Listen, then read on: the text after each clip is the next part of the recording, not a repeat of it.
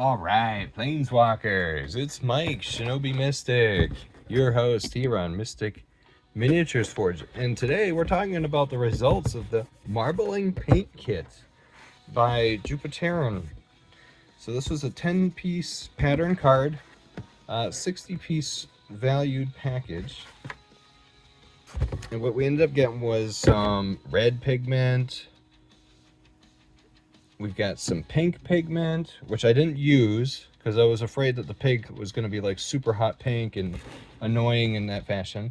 Orange, which was actually the one that I used the most of. We had yellow, and it's pretty good color yellow. I'd say it's like really bright and vibrant. Brown. Now brown I was so worried about using, but it looks like I about used half of the brown. Purple. Purple was one of actually my favorite colors. I think it came out the best. No, that's not this. This is the purple, which it looks like blue, but it is purple. Compared to the blues, it's purple. And these aren't labeled. I had to look it up. I'm like, which one's the purple? I don't want to get confused or grab the wrong one. We've got light green. Very cool. I love the light green. The light green and the purple together, I think actually came out to be the best. But we'll talk about it. We got just straight up green. Oh, light green, and then it doesn't say straight up green. I call it dark green, but it is green. Blue, that was that lighter blue, and then we the dark blue, and then teal, no, turquoise, which I used a lot of that. That material looks really good. And then the weirdest of all of them is white, and I kept telling myself, why the heck is there white in here? How come there's no black? But it included a white pigment, and it didn't make any sense to me because, you know, you put the sheet of paper in there and it's on a white piece of paper. So as you're dipping it, why you bother doing that? What's the point of even having that do a thing?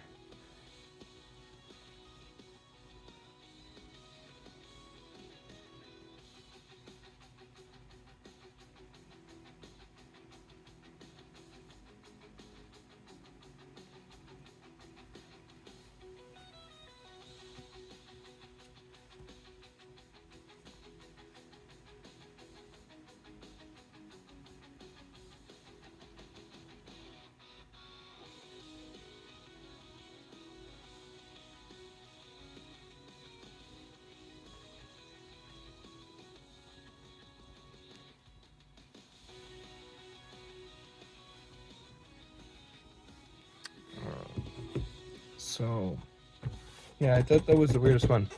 All right, so you have a bunch of paint, you get some sheets, you get your pattern card, and the pattern card was like so you could have like dinosaur shapes and stuff, and it looks pretty cool. I think for like what the kids could do, the pattern cards, right? That looks sick, right? You make your thing, and then you put the card over it, and it looks awesome. But basically, what you do is you take one packet of this powder, carrageenan powder. That's what it says. Carrageenan powder times 12. One packet into 500 milliliters of water. Now, the tray that it came with, I couldn't dip or put the entire piece of terrain into the tray. So I had to make a larger tray. So I did 1,000 milliliters with 2 packets. And you do have to wait the 6 hours until thickened and transparent. Because otherwise you go to add the liquid and it just spreads. You want it to turn into a gelatin because then it'll stay in place and you can better manipulate it. Drip the drops 1 to 2 centimeters away. Plastic rod to design patterns. And then you take your piece of paper or terrain piece, dip it in, and then pull it out and let it dry. And I'd say it was fun. It came with everything I needed. And it answered all my questions, and I think it was a good time. So, but how did it work? How did it come out? Let's talk about the results here today on Mystic Miniatures Forge. So the very first one that I put together was the purple and green, and that was the light green and the purple. And dipping those and pulling them, I'm like, oh, what am I doing? Making Joker colored tiles. But then, you know, I keep thinking to myself, okay, these aren't Joker gas tiles. This is an alien world. I'm making an alien world here.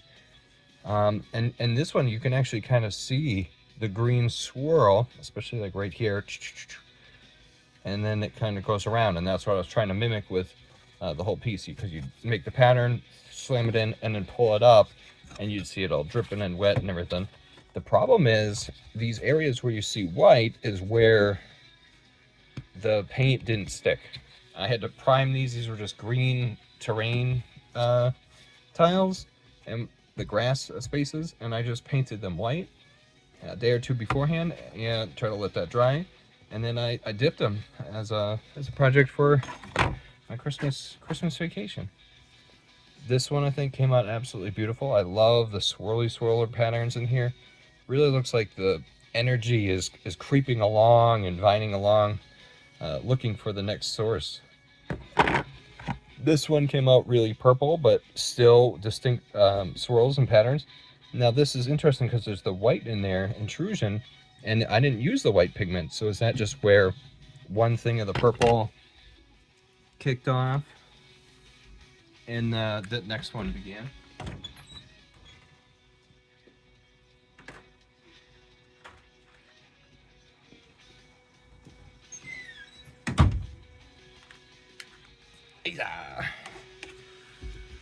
And action. There we go. Nothing's easy around here. All right, so that's the purple one. Came out really cool. I'm still trying to debate as to what I want to do with the white sections. All the sides along the side are white, so to add more paint there, it's going to interact with how well it interlocks. But for as far as putting carrageenan powder and having goo, it's paint that's cemented in there, they feel like they work really well.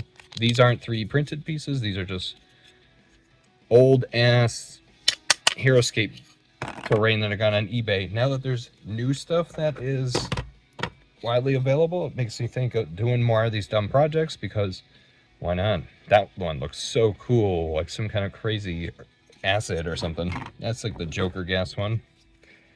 This one you can see the green swirl, around and around it goes. I think these ones came out really the best. Concentrations of the dark purple, and then they smeared and moved around. I don't think I'm gonna paint between the markings like this, like all has purple. I was thinking, oh, should I take this and, you know, paint between each one of these? But then you break up the cool patterns and the smears. So I think I'm gonna probably just leave them the way they are. All right, so that was the mix of the green and the purple. I think it just came out awesome. On the opposite side of that same board, we had the other experiment. Now that one was the Joker one. This one's the Michelangelo one.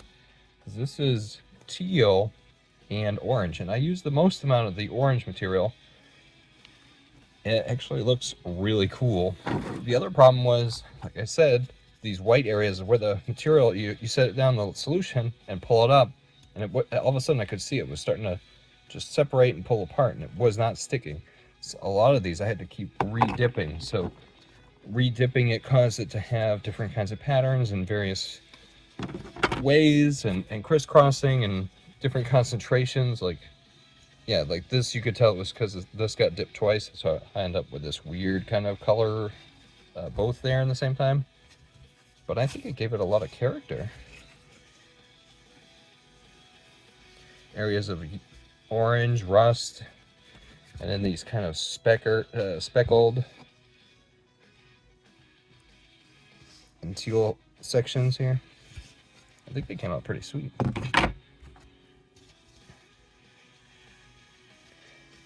Even the application of the white paint, I was doing it when it was snowing, so there's all these little specks, which adds even more texture and character to the entire thing as well. Yeah, you've got these little bubbles of teal with the orange on top. Like you can't make, that'd be very hard to replicate on purpose, I think.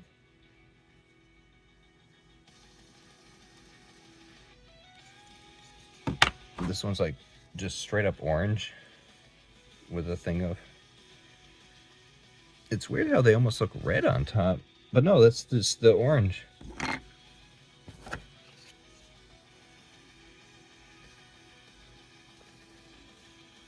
Yeah, these came out really cool. I love the way they look. Here's like the true Michelangelo one.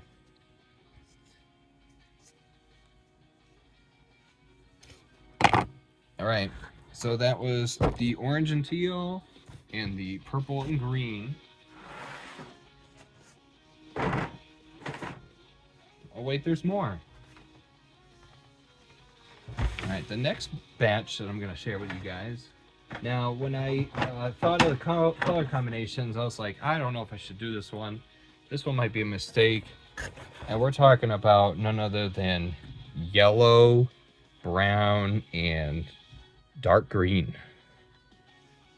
Yeah, because we didn't use, the light green was already used for the purple, so more combinations of colors. I figured this would give more of an earthy color. I was watching a cartoon right before I did this, and the plant on the cartoon were these colors, so it kind of made me confirm, like, oh yeah, these are good.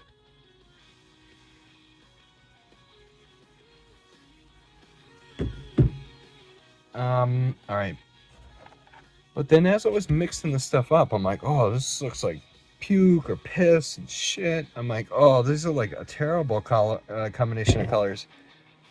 But then once it dried, it was because it was liquid, and when I like went to peel this up, and it's just a brown poopy mess like running down the terrain, I'm like, oh, I made a mistake, and then it's dripping in there. I actually think the yellow and the green with the brown really do make it pop. I mean, it looks like something from the 70s. It kind of reminds me of those earthy, crunchy colors that they would have for everything. That one came out pretty good. This one, you could see a lot of these areas where it's just white still. And so it kind of makes it look a little weird or interesting. It makes me wonder if I think, like, oh, should I try to dry brush and make those better? This one still is pretty pale in comparison to the other one. See how pale it is? It's really not just the light, it's just where the material stuck, and then I think the drying process, whether or not it's stuck and if it kept running. And I also know after I dipped 224 terrains, doing the third one, there was not that much stuff on the tray for me to keep doing it with. So and then I also had to dip it multiple times, so it was like over and over again. And that you can see it that I dipped it multiple times because it's brown in the background, and then this other one kind of like on the foreground, like this and this.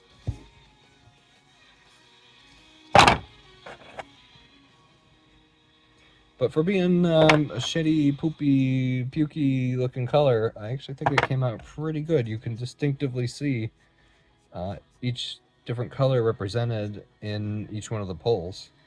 So I think it did exactly what it was supposed to do. Here's the other 24 hex, and I think this one came out pretty damn good.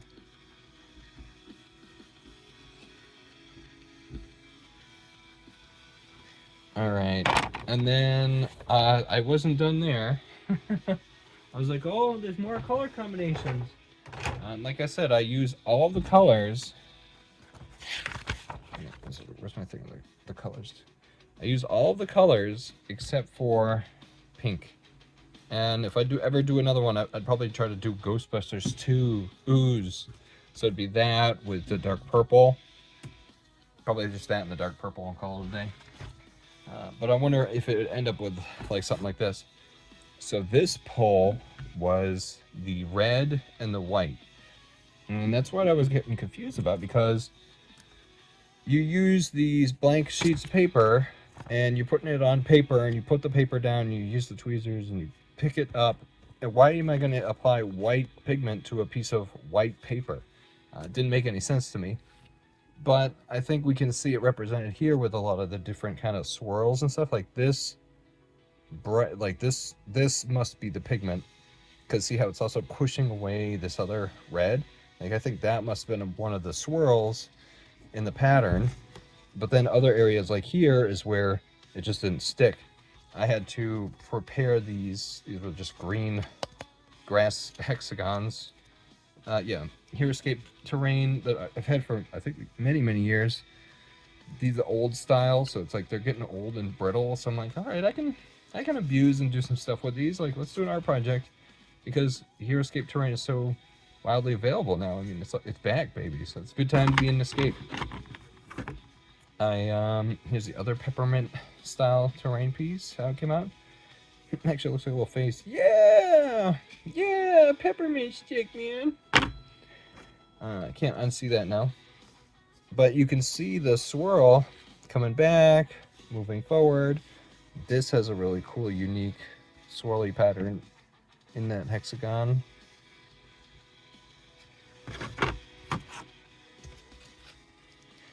This kind of just came out like a big old bloody mess. And once again, this is where I think this isn't the white pigment. This is where it just didn't stick. It would just start to spread and dial apart. But for peppermint stick, I think it came out pretty all right.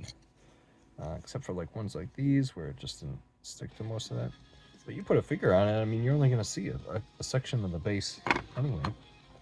Yeah, this is kind of like a sorry pull, because the paint didn't really stick to it. It just stuck to the very edges of it. So now what am I going to do with that? Oh, and I feel that, and yeah, it feels so smooth. Yes, I have no thumb. Now.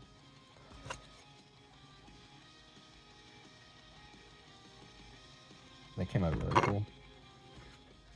If I were to tell anybody about doing this, I would say do the 24 hex first, dip it, you know, almost maybe even pre-wet this stuff, you know, or hit it with some kind of thing that would help adhesion. Because yeah, even I think sticking it in the water, it was like, oh, this is the first time it gotten wet, and then just stuff didn't, it was starting to beat up, and then it would all go into that lower crevices and not go anywhere or do anything.